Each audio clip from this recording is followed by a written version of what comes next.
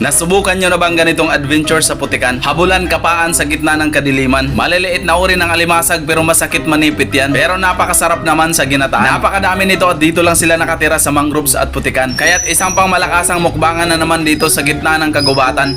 Finger licking good talaga ang aking kasamahan. Wasdak mga boards, isang mapagpalang araw na naman sa ating lahat. Dito muna tayo sa bukid, di muna tayo sa dagat. Nangingitim na daw kasi ang aming mga balat. Mangangapa muna kami ng mangrove crabs dito sa Bakawan at Putikan. At makikidaan muna tayo dito sa palaisdaan. Nandito daw kasi ang kanilang paboritong tirahan. Yang bangka nga pala di sa amin yan. Pero kailangan naming sakyan para makatawid kami dun sa Bakawan. At ilang sandali lang andito na tayo sa Talahiban. Medyo malayo na malapit lang naman ang aming pupuntahan. Walking distance lang naman, mga 2 kilometers ang layo niyan. At tamang-tama nakajakpat kami ng hinog na pinya sa may daanan. Kaya't sabi ni Board Sandro, kunin na natin, wala naman dito may-ari, di niya naman malalaman. Di, biro lang, ang papa niya talaga ang may-ari niyan. Nandito din kasi ang kanilang taniman. Kaya't 24 oras ang lumipas, andito na kami sa aming pagpipistuhan. At umakyat nga pala muna sa nyog si Board Sandro. Kakain daw kasi muna kami ng buko. At magsasaing na din pala kami dito. Kaya't inayos na lang muna namin ang kasama ko habang binibiyak ni Board Sandro yung mga buko. Madilim nga pala ang adventure na to. Kaya't pasensya na po kayo kung medyo madilim ang aming video. At ayan na nga pala ang mga nakuhang buko ni Board Sandro. At medyo madami-dami nga pala to. Tigsa 10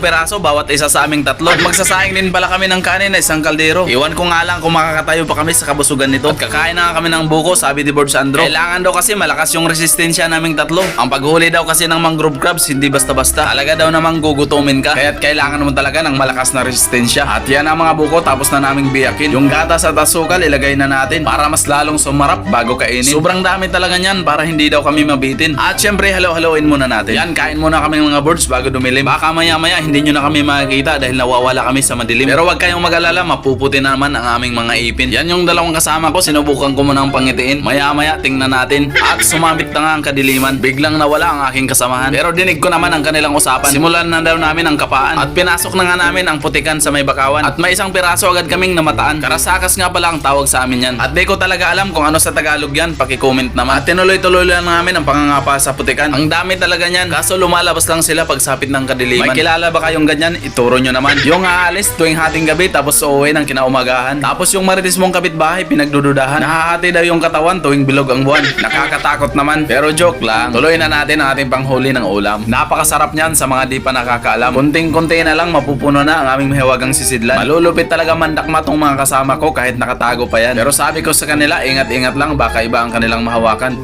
Ayun, magang. Oh, dalawa. Yan o, ipakita ni. Wow. Talagang nag-i-enjoy sila. Tigdadalawa pa nga ang kanilang nakukuha. Tigdadalawang kamay na ang ginagamit nila. Baka daw kasi matakasan pa. Yung isang to may balak pang bumalik sa butas niya. Pero mas mabilis ang kamay ng kasama ko kaya't di na makatakas pa. At may nakita pa nga akong malaking karasaka sa tubig kaya't dinakma ko na. Yun, unang first time ko talaga. Malaki-laki na. Dami. Yung iba nakakawala. Sobrang dami.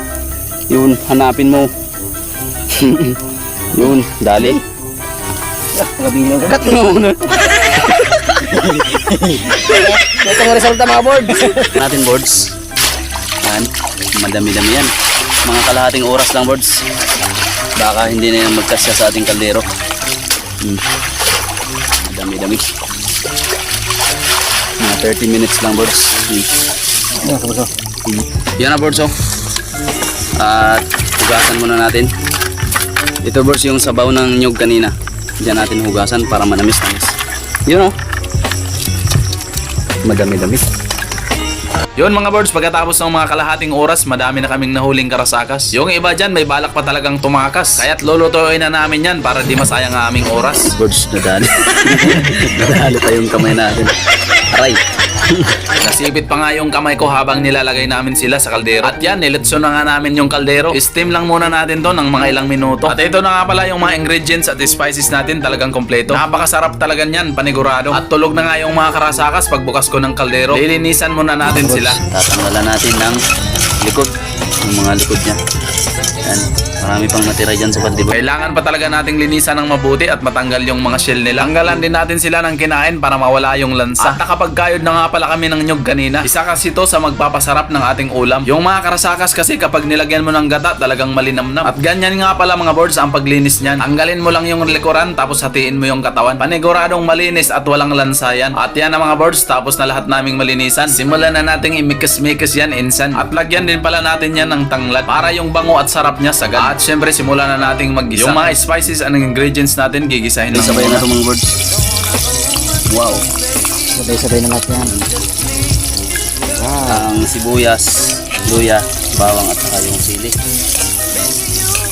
Ang bango talaga. Habang nag-voice over nga ako, naaamoy ko pa. At ito na, yung mga karasakas. Simulan na nating igisa. Sobrang sarap talaga niyan, lalo na kapag inyong natikman. Marami siguro nito sa inyo, kaya try nyo nang subukan. Ayan na mga birds, pagkatapos ng imekes-mekes ni Ensan, kakanggata nga pala ang ilagay natin dyan. Panigurado, masarap na, malinamnam pa yan. Nilagyan na nga natin ng asin at magic sarap para mas lalong sumarap. At tinikman ko na nga yan, yung mga kasamahan ko, hindi talaga kumurap. Ang bango daw kasi talagang langhap na langhap. At binalata na nga ni Bord Sandro yung pinya para panghimagas. Pagkatapos namin kumain ng masarap na ginataang karasakas at hininiwalay muna namin yung kanyang sarsa. Masarap kasi yan isahog sa kanin habang kumakain ka. Kaya na mga birds, ang aming mga pagkain ay talagang handa na. Ginataang karasakas, isang kalderong bagong saing na bahaw at saka pinya. At syempre meron din tayong sawsawang suka para ang kain natin mas lalong gumana. Tara mga birds, simulan na natin ang mukbangan. Sobrang sarap talaga niyan. Kaya't maraming salamat Panginoon sa napakasarap na pagkain naming pinagsasaluhan. Lalo na pag may ganito. Ikaw birds, sausaw mo dito. Masarap na sausawan. At bigas shoutout nga pala kay Bords Randy Sarabia from Lipa, Batangas. Tara Bords, kain po tayo ng ginataang karasakas.